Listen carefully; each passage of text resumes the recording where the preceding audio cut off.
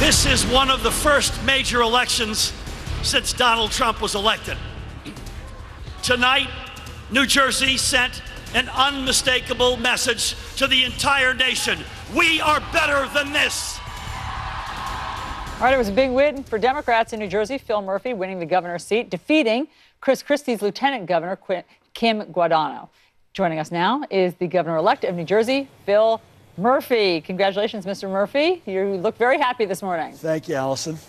I am very happy. Thanks for having me. We've been entertained by how you seized the stage last night in the sort of rock star leap onto stage that people have been talking about.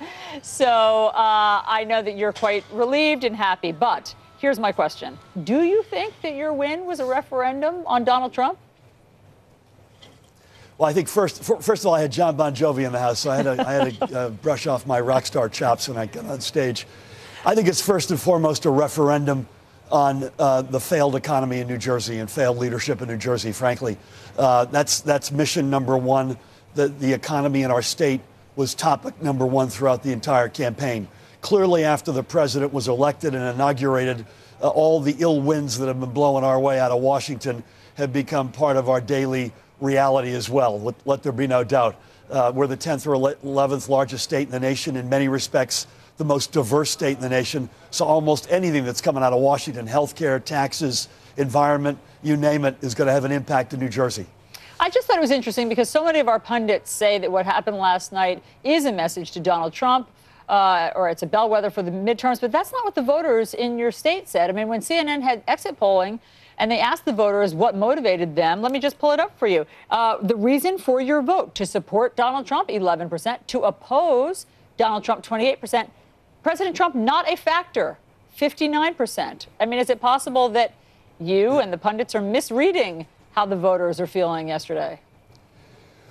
No, I don't think so. If you had followed us around, and I know you just played a clip from my speech, 92% of that speech was about New Jersey and failed leadership, and more importantly, what we need to do together going forward. Or if you had followed me around on the campaign trail, you would have been hearing me talk, over 90% about New Jersey stuff. Our economy needs to be stronger, fairer. It needs to work for everybody, not just for some. We need to reignite some of those engines we used to dominate, like the innovation and infrastructure economies. So, no, we've been overwhelmingly focused on what we need to do within the four walls of our state. But you can't ignore a president who many in our state feels does not stand for the same values that we stand for. So you've got to be able to walk and chew gum at the same time. It seems like one of the big energizing factors for voters, though, was the unpopularity of Governor Chris Christie. Here's the exit poll on that. 77% of the voters disapprove of the job that he has done versus just 22% approve. So, Mr. Murphy, what is your first order of business towards repairing your state or bringing both sides together in this divisive climate? Other than getting my voice back, it would probably come in two varieties. Number one, overwhelmingly the economy. We have to get this economy going again, and we have to make it fair again. It's become profoundly unfair. We have among the biggest inequities of any state in America. And secondly, I'd say getting back to the things that we used to so proudly stand for. We are a progressive blue beacon state that many other states used to look to for leadership on issues like women's health and the environment, and we've gotten away from that. So it's reigniting the economy, making it fair again, and separately getting back to standing for the things that we used to so proudly stand for. Okay, this just in from former President Obama. I don't know if you've seen this yet, that he just tweeted about you. He says, "This is what happens when the people vote. Congrats to Ralph Northam and Phil Murphy, New Jersey, and congratulations to all the victors in state, legislative, county, and mayor's races. Every office in a democracy counts." Your thoughts? Amen. I spoke to the president. I spoke to the president last night. I spoke to President Clinton, Vice President Biden, and many others. I think one point that President Obama made, it's an important one in our state.